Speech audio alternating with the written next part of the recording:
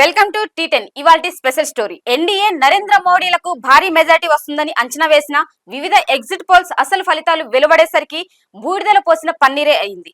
BJP అనుకూల corporate media 400 సీట్ల వరకు వస్తుందని అంచనా వేసింది.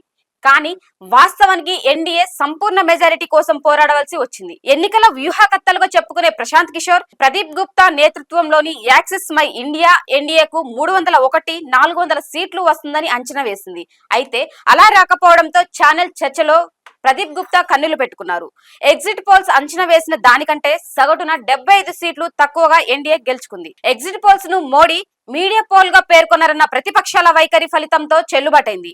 6 ఎగ్జిట్ పోల్స్ లో ఎన్డీఏకు 355 నుంచి 380 సీట్లు వస్తాయని అంచనా వేశాయి. ఇండియా ఫోరానికి 125 నుంచి 165 సీట్లు మాత్రమే వస్తాయని ఇచ్చాయి.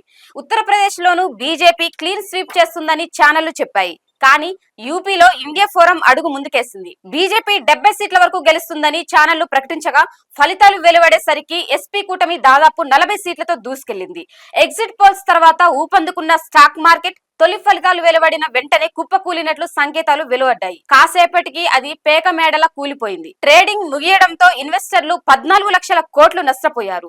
రిపబ్లిక్ టీవీ, పిఎంఆర్క్యూ ఎన్డీఏకి 359 సీట్లు, జన్ కీ బాత్ 362, 392 సీట్లు, న్యూస్ నేషన్ 342, 378 సీట్లు, భారత్ మ్యాట్రిక్స్ 353, 368 సీట్లు, ఇండియన్ న్యూస్ డి డైనమిక్స్ 371 సీట్లు, ఎన్డీటీవీ 358 సీట్లు వస్తాయని ఇచ్చాయి.